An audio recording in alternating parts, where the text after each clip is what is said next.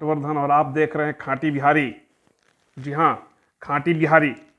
अब खांटी बिहारी चैनल है तो स्वाभाविक है कि बिहारी अस्मिता पर आँच आएगी तो खांटी बिहारी को तो परेशानी होगी और इस पर काउंटर करने के लिए खांटी बिहारी को आगे आना होगा। आज हम बात कर रहे हैं बिहार के बड़बोले प्रोफेसर शिक्षा मंत्री श्री चंद्रशेखर के बारे में। एक कहावत सुने हैं ना कि नाचे न जाने अंगन में टेढ़। ये मुहावरा बड़े बचपन से ही सुनते आ रहे हैं सब लोग, लेकिन ये मुहावरा अभी लागू होता है बिहार के शिक्षा मंत्री चंद्रशेखर पर। श्री चंद्रशेखर प्रोफेसर भी हैं। प्रोफेसर कहने में थोड़ी शर्म आ रही है, प्रोफेसर कहने में अच्छा लग रहा है। इतनी गंदी मानसिकता का व्यक्ति जिसे राज्य का शिक्षा मंत्री बना दिया गया, ये शिक्षा का तो कल्याण, शिक्षा का तो उद्धार नहीं कर पाएंगे। हाँ, शिक्षा का नाश करने में कोई कोर कसर बाकी नहीं रखेंगे। इनके बारे में बता दूं, प्रोफेसर चंद्रशेखर प्रसाद जी हैं। राजनीतिक लाभ के लिए कभी अपने टाइटल में यादव लिखा करते थे, चूंकि मधेपुरा से विधायक हैं तो जाति नहीं लगाएंगे तो राजनीति होगी नहीं। बिहार के नेता हैं तो जाति तो वैसे भी इनके लिए मेन रहती है। 3 बार से लगातार विधायक भी हैं और अभी शिक्षा मंत्री का दायित्व दिया है इनको तेजस्वी यादव जी ने। लेकिन तेजस्वी यादव जी ने जिस समय इनको शिक्षा मंत्री का दायित्व दिया था, कदापि नहीं सोचा होगा कि आदमी जो है आएगा तो हमारा मार्केट गंदा कर देगा। जिस समाज को जोड़ने के लिए तेजस्वी यादव जी लगातार प्रयत्नशील हैं, अनर्गल प्रलापों से इनके नेता उसको तोड़ने का काम में लगे हुए हैं। अब पता नहीं ये बीजेपी वालों से, विरोधियों से कुछ सुपारी ले रखी है या इनकी मानसिक स्थिति खराब हो गई है, जो अपने नेता की भावना को नहीं समझते हैं। बीते दिनों की बात है, अभी से 3-4 दिन पहले की बात है। नालंदा ओपन विश्वविद्यालय, नालंदा खुला विश्वविद्यालय के दीक्षांत समारोह में महोदय का आगमन हुआ था एज ए अतिथि भाषण में शिक्षा मंत्री ने जब ज्ञान की उल्टी करनी शुरू की तो वहां उपस्थित छात्रों में एक सदमे सा भाव पैदा हो गया। पद शिक्षा मंत्री का, काम ज्ञान की उल्टी करना, जरूरत है ज्ञान बांटने की, ये उल्टी करने लगे। अभी रामचरितमानस की व्याख्या करने लगे, मनुस्मृति की व्याख्या करने लगे, गोलवलकर के बंच ऑफ थॉट की समीक्षा करने लगे उस सभागार में। चूंकि इनके पास शिक्षा पर तो बोलने के कोई शब्द रहे नहीं होंगे, शिक्षा मंत्री तो तमगा लग गया है इनका। शिक्षा पर किसी भी डिबेट में वो बैठ नहीं सकते हैं छात्रों के बीच। छात्र शिक्षा की बात करें तो लाठी चलाएंगे। ऐसे बड़बोले प्रोफेसर श्री चंद्रशेखर जी के अनुसार इन्होंने रामायण की व्याख्या ऐसे शब्दों से करनी शुरू कर दी कि जिसका दूर दूर तक उसका कहीं से कोई सामाजिक स्थिति में उसका कोई जगह नहीं बनता है। उन्होंने रामायण के कई चौपाइयों को व्याख्या कर दिया। अब व्याख्या भी क्या किया कि रामायण जाति जोड़ तोड़क है, समाज तोड़क है और हम समाज जोड़क हैं, ऐसी व्याख्या कर दी। उनके अनुसार रामायण की चौपाइयां सामाजिक रूप से जो पिछड़ी जातियां हैं भारत की, उनके प्रति नफरत का भाव रखती है। उनकी व्याख्या के अनुसार अधम जाति में विद्या पाए, भय हो यथा यही दूध पिलाए। उनके अनुसार इस श्लोक का अधम का मतलब बिहार की, भारत की पिछड़ी जातियां हैं, जिसे वो अपनी भाषा में नीच जाति कहते हैं। यही नेता जब आपके हमारे बीच बैठता है, आपके साथ बैठता है, तो आपको कहता है कि जाति छोटी नहीं होती है। और जब वही नेता जब पब्लिक फोरम पे, सार्वजनिक मंच पे आता है, जहां उसको भाषण का सौभाग्य मिल जाता है, वो उसकी व्याख्या इतने गंदे तरीके से करता है कि समाज में विद्वेष पैदा करके छोड़ देता है। अब इसके बारे में, जब इस चौपाई के बारे में एक रामायण विशेषज्ञ से मैंने बात की, जिनके पास कौवा और काक भुसुंडी जो रामचरितमानस में आए हैं, काक भुसुंडी और कौवे के बीच का संवाद है, जिसमें कौवे ने अपने आप को अधम जाति का कहते हुए बताता है शायद कि हम जो है काग के मतलब ओछी जाति के होने के कारण, ओछी शिक्षा के कारण हम जो है इस रूप में हैं। मतलब उसने आत्म विवेचना की है कौवे ने, मान्यवर ने इसको भारतीय समाज की जाति व्यवस्था से जोड़ दी। डमरू छाप नेता हैं, लालू जी का नाम बेच करके तेजस्वी जी की महिमा से ही विधानसभा में आ रहे हैं। इनको तो पता ही है कि फिर अगली बार फिर टिकट मिल जाएगा, फिर विधानसभा में आ जाएंगे। लेकिन इन्होंने दूसरी जो श्लोक कही है,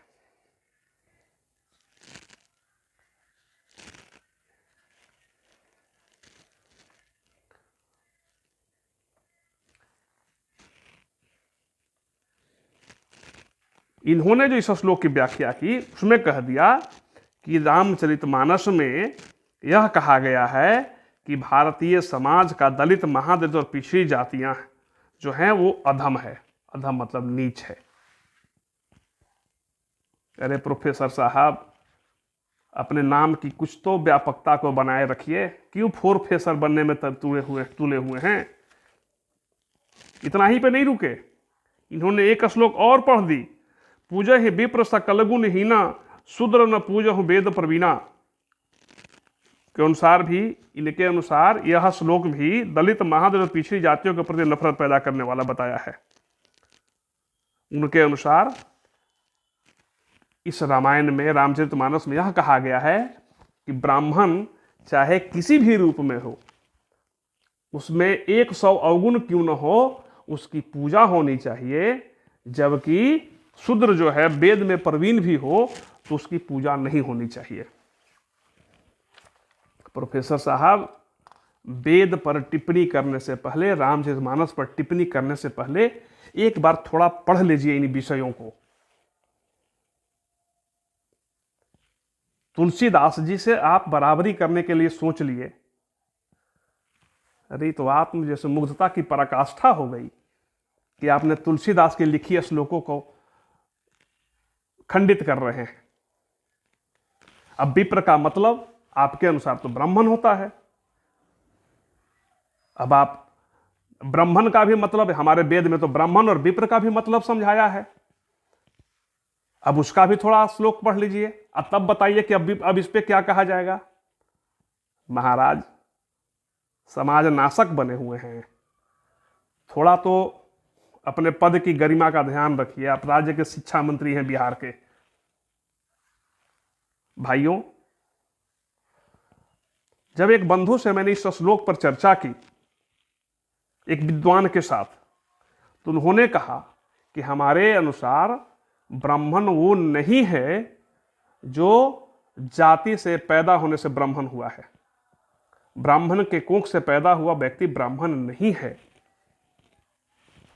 यहां तो जन्म जायते शूद्रो संस्काराय भवेत द्विजः, वेद पठेत भवेत विप्र, ब्रह्म जानेति ब्राह्मण। उन्होंने जो बताया कि उसके अनुसार तो जन्म से सभी शूद्र हैं, जन्म से सभी शूद्र हैं। उन्होंने कहा कि जो वेद का ज्ञान रखता हो, वेद पढ़ने वाला विप्र कहा गया है, ब्राह्मण नहीं कहा गया है। वेद पढ़ने वाला विप्र कहा गया है, और जो ब्रह्म जानता है, जिसको ब्रह्म का ज्ञान है, वह ब्राह्मण हुआ। अब प्रोफेसर साहब, जो आप बताइए कि जब आप विप्र का मतलब समझा रहे थे ब्राह्मण, तो इसका मतलब क्या हुआ? अरे आपके जैसे लोग के रहते समाज का उत्थान संभव नहीं है। प्रोफेसर साहब, थोड़ा शर्म कीजिए, ध्यान दीजिए शिक्षकों की बहाली पर, शिक्षा के उत्थान पर। भाषण देने से नहीं होना है शिक्षा मंत्री जी।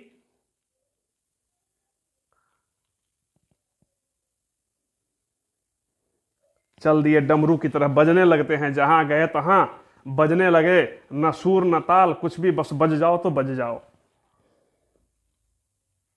कम से कम इस बात का तो ध्यान रखे होते कि संविधान की शपथ खा के गए हैं, समाज को जोड़ने के लिए आपने जिम्मेवारी उठाया है। और जहां मौका मिला वहीं आरी से काटने लगते हैं समाज को।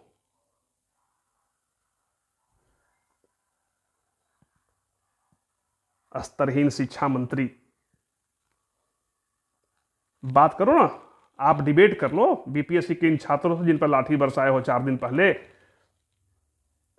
आप बात करो उन शिक्षकों से ना जिनको दिहाड़ी मजदूर के बराबर वेतन देके खटा रहे हो। शिक्षा मंत्री जी, अपनी शिक्षा का स्तर ठीक कर लीजिए।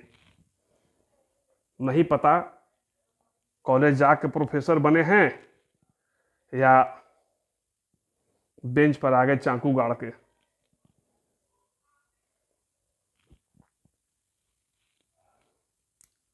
मित्रों, बहुत कुछ ये विषय नहीं है, दुखद बात है ऐसे अविवेकी लोग, विवेकहीन लोग, जिनको जिम्मेवारी जो दी गई है उस जिम्मेवारी को तो निभाते नहीं हैं, दूसरे काम में टांग अड़ाते हैं। आप धार्मिक न्यास बोर्ड के अध्यक्ष बन जाइए ना, शिक्षा मंत्री से रिजाइन कर दीजिए। शिक्षा बस आपके बस की बात नहीं है मंत्री जी।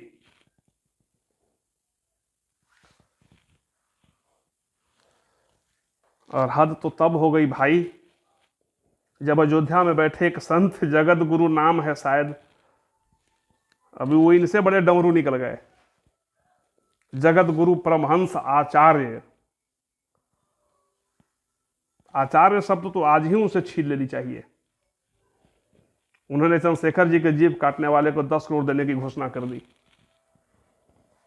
अगर चंद्रशेखर जी माफी नहीं मांगेंगे तो उनको जीभ काटने वाले को 10 करोड़ देंगे ये। ऐसे संत, ऐसे मंत्री जिस देश और समाज में रहेंगे उस समाज के कल्याण की कल्पना तो कदापि नहीं की जा सकती है। चेहरे को ढककर या कहे कि बहुरूपिया का रूप धरकर देश के संवैधानिक पदों पर बैठ जा रहा है, उससे अपने समाज को नुकसान होने से बचाएं। आप सभी व्याख्या करने में सक्षम हैं, आप सभी श्लोकों का अर्थ पढ़ने में सक्षम हैं। आज के डेट में सभी जाति धर्मों के बड़े बड़े संत और महापुरुष अयोध्या जैसे अलग अलग धामों पर बैठे हैं और उनके पास जाइए और इस पर डिस्कशन करिए कि वास्तव में इस श्लोक का अर्थ क्या है। हमारे वेद के अनुसार विप्र किसको कहा गया है, ब्राह्मणों को कहा गया है या वेद के ज्ञाताओं को कहा गया है? आप पता कि ये ब्राह्मण जन्म लिए हुए ब्राह्मणों को कहा गया है या ब्रह्म के ज्ञान रखने वालों को कहा गया है?